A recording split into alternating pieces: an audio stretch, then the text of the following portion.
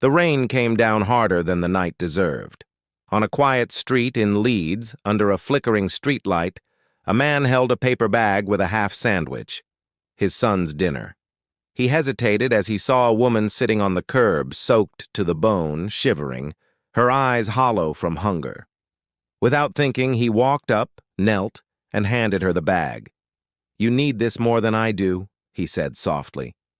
The woman looked at him, confused, then emotional. "But you don't even know me." He smiled faintly. "I don't need to.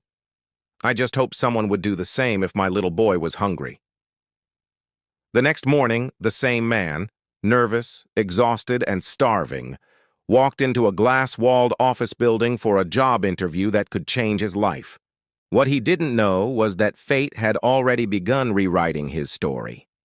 Adam Wells was the kind of man who smiled even when life gave him no reason to. A widowed father of one, he worked odd jobs across Leeds just to keep a roof over his son's head. After being laid off from his delivery job 2 weeks earlier, his savings had dwindled to almost nothing.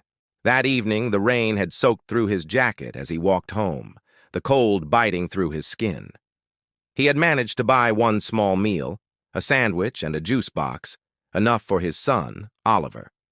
But when he saw the woman sitting outside the cafe, hugging herself to keep warm, something in him stopped him from walking past. She looked lost, broken. Maybe life had hit her just as hard. Adam walked over quietly, crouched down, and offered the food. She tried to refuse, but he pressed it into her hands gently. "Please, don't argue. You'll make me feel worse if you don't take it," he said with a kind smile. Her eyes filled with tears. "Thank you. I don't even know your name." "Adam," he replied simply. "Take care of yourself." He turned and walked away before she could say another word.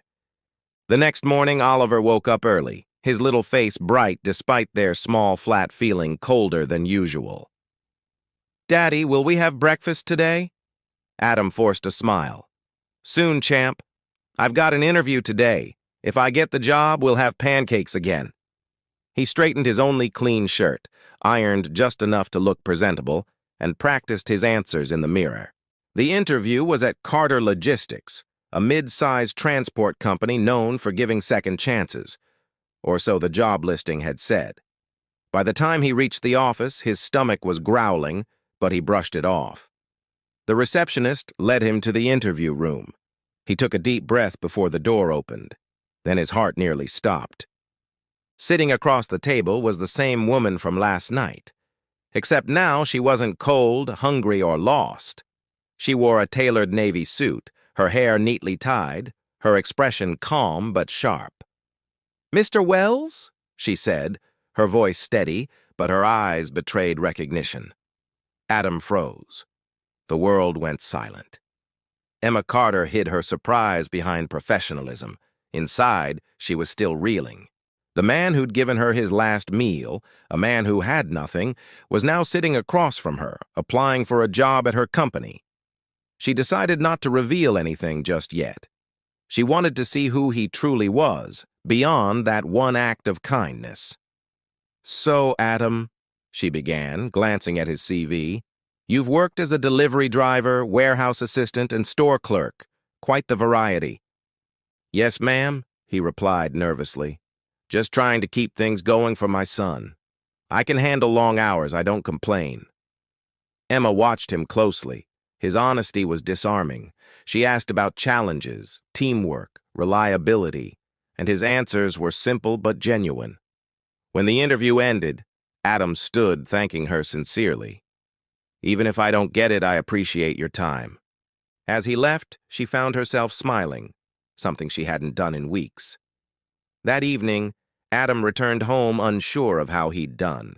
He didn't expect anything, but Oliver ran to him the moment he stepped in. "Did you get the job, Daddy?" Adam knelt down, hugged his son, and said softly, "I don't know yet, champ, but I tried my best." He tucked Oliver into bed, whispering promises of better days. Once the lights were off, he sat by the window, staring at the city lights of Leeds, wondering if life would ever give him a break. Miles away, Emma couldn't stop thinking about him either. His words, his manner. It wasn't pity she felt, but respect. She made a decision. She'd call him back for a second round. But this time, she wanted to learn more about the man behind the humility. The next day, Adam received a call from the company. He'd been shortlisted. His heart leapt. Finally, some hope. He arrived again, this time greeted with a small smile from Emma. "We'd like to give you a trial day, Mr. Wells, to see how you fit in." He thanked her profusely, trying to hide the emotion in his voice. Throughout the day, he worked diligently, helping organize shipments, assisting drivers, even fixing a misloaded truck. Emma quietly watched from her office window, impressed. At lunch, she saw him sitting alone, eating nothing but a cheap granola bar, pretending it was enough. The memory of that rainy night hit her like a wave. Later that afternoon, Emma called him into her office again. "You did well today," she said. "Tell me, what keeps you going?" He hesitated. "My boy, Oliver, he's 6. Lost his mom when he was 2.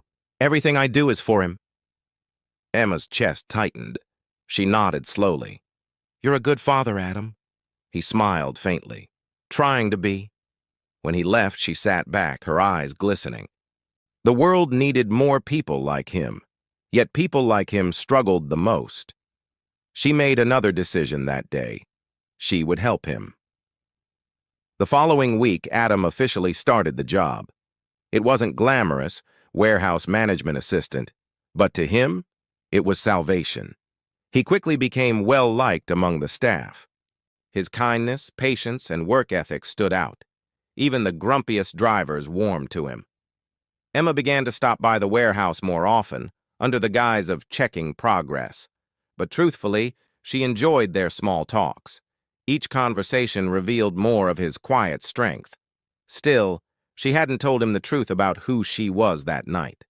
One Friday, as the workday ended, Adam found a small envelope on his desk.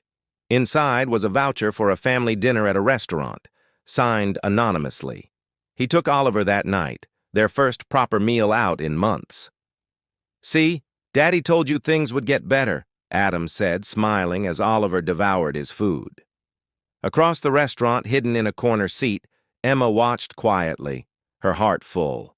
She didn't want credit, just the joy of seeing him smile again. A few days later, a major problem hit the company. A delivery truck breakdown on a crucial shipment. Panic spread. Adam volunteered to help, even staying overnight to coordinate logistics and ensure deadlines were met. Emma arrived early the next morning to find him still working, bleary-eyed but determined. "You didn't have to do that," she said softly. "I couldn't let the team down," he replied. "They gave me a chance when no one else did." Something inside her shifted completely. This man wasn't just kind, he was extraordinary. That evening, Emma invited him for coffee. "You've been through a lot, haven't you?" she asked gently. He chuckled quietly. "Yeah, but that's life. You take the hits, keep going. Oliver deserves better than giving up." She admired the way he spoke about his son, not with complaint, but with pride. For a moment, she almost told him the truth, that she was the woman he'd helped that night. But something stopped her. She wanted to tell him when it meant something. Weeks passed, and a new warmth began to build between them. It wasn't romantic, not yet, but a deep respect and unspoken connection. One afternoon, Oliver visited the office after school. He was shy but curious, exploring the desks. Emma knelt down to greet him. "You must be Oliver," he smiled. "Daddy says you're his nice boss." Emma laughed softly. "That's very kind of him." Watching the two of them interact stirred something inside Adam, a feeling he hadn't to let himself feel in years. Hope. As the company prepared for an internal charity event, Emma asked Adam to help organize it. The cause? Feeding the homeless of Leeds.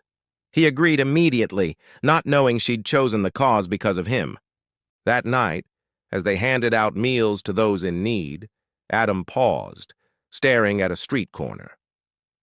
"This is where I met that woman," he murmured. "She looked so lost. I hope she's okay." Emma's throat tightened. "Maybe she is," she whispered. The next day, Adam was called into the conference room for an evaluation meeting.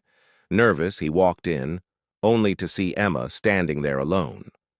She looked different, softer, emotional. "Adam," she said quietly, "there's something I need to tell you." He frowned. "Is everything okay?" She took a deep breath. "That night, the woman outside the cafe, it was me." He froze, disbelief flooding his face. I don't understand," he said slowly. Emma's eyes filled. "I'd just lost my job. My father had passed away. I was lost. I hadn't eaten in 2 days. And then you came. You gave me your meal, even when you had nothing." Adam's throat tightened. "You? But you're—" "Yes," she said softly. "I built myself back up after that night. But I never forgot your face. When you walked into my office, I knew fate had brought you back." He was speechless. For a long moment, silence filled the room. Then Adam said quietly, "I didn't do anything special. Anyone would have done the same." Emma shook her head. "No, most people walk by. You didn't. You reminded me what humanity looks like." She smiled tearfully. "You saved me that night, Adam. And I think I was meant to return the favor." He looked at her, heart full. "You already did." Months later, Adam had risen through the ranks, now managing the warehouse team. Oliver thrived in school. Their lives had turned a corner. Emma and Adam's bond deepened quietly, built on respect, kindness, and something far stronger than chance. One evening, as the sun set over Leeds, Emma joined them for dinner. Oliver giggled as they all shared stories. For the first time in years, Adam felt peace. As they walked home afterward, Adam looked up at the sky. "Funny, isn't it? One small act can change everything." Emma smiled. "Kindness always finds its way back." He looked at her, eyes soft. Maybe fate knew what it was doing. She took his hand gently. Maybe it did. The city lights shimmered around them as they walked. Two souls once broken, now whole again, bound by the simplest gift of all, compassion.